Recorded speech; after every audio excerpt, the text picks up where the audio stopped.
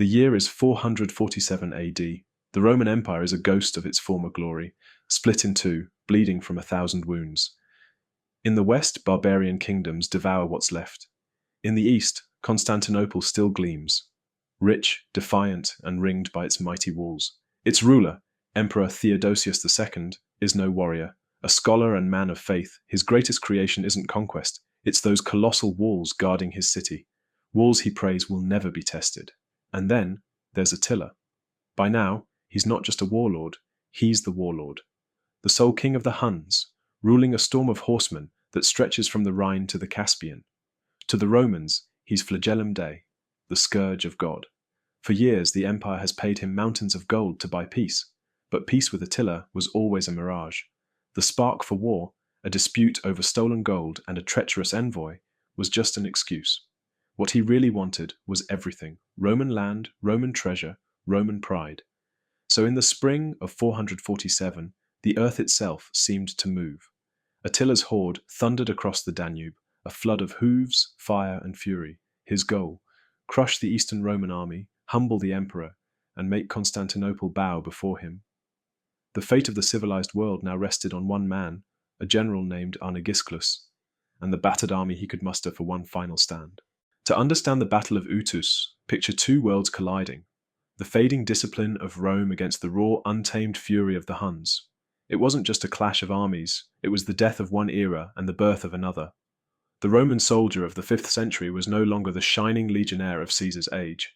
His armor was plain chainmail, his shield oval, his sword long and heavy.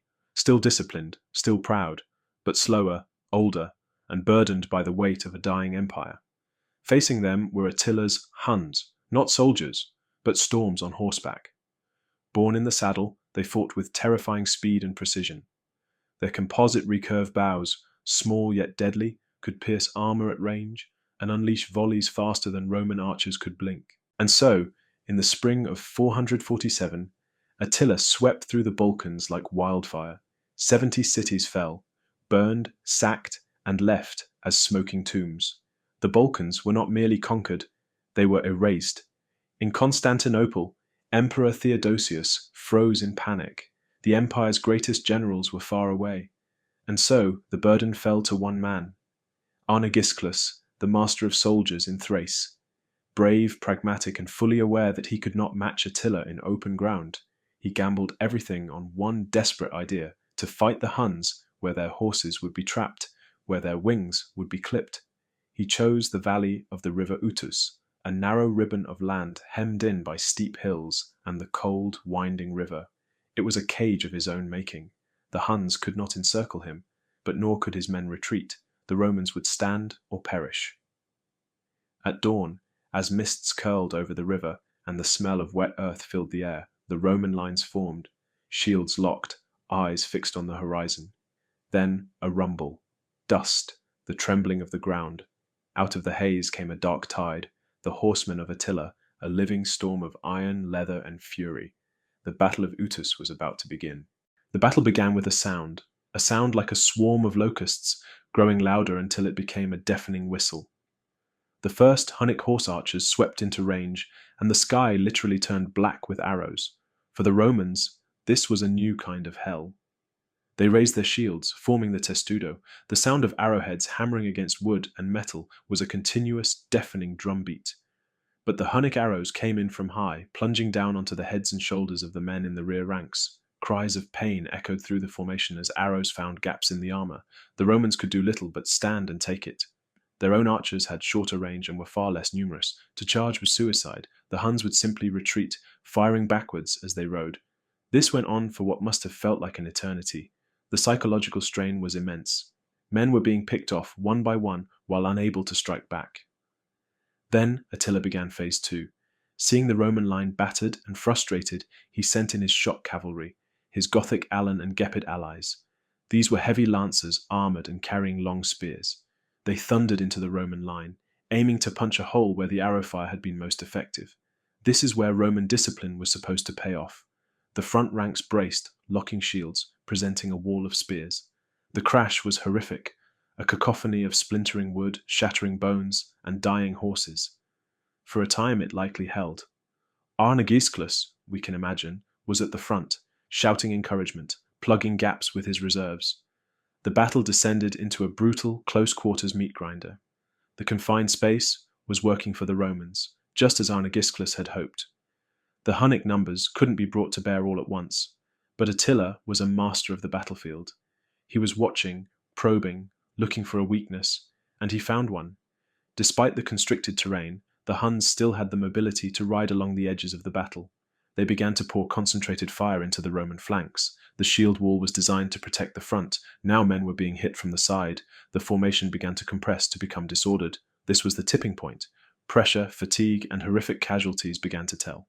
A crack appeared, then another. And then the unthinkable happened. The Roman formation began to buckle. What started as a localized retreat turned into a full-blown collapse. The back to the river gambit, meant to inspire resolve, now became a death trap. With the Huns pressing from the front and flanks, the only escape was the river. But the Utus was likely swollen from spring rains.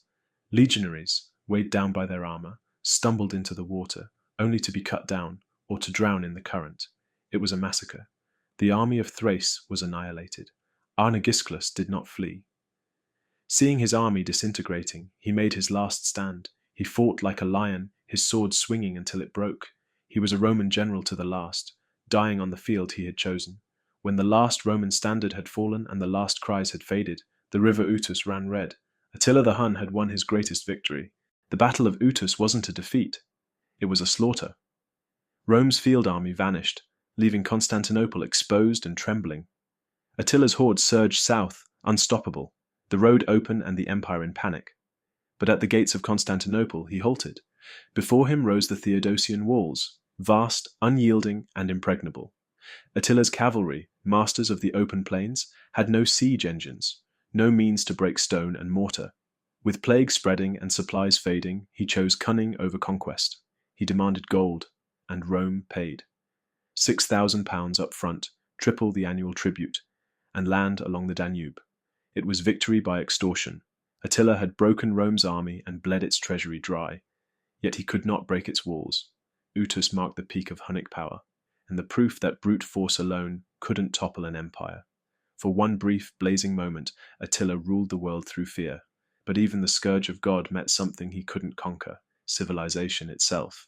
Thanks for watching. If you enjoyed this deep dive into one of history's most decisive battles, be sure to like, subscribe, and hit the notification bell so you don't miss our next episode. What other forgotten battles would you like us to cover? Let us know in the comments below.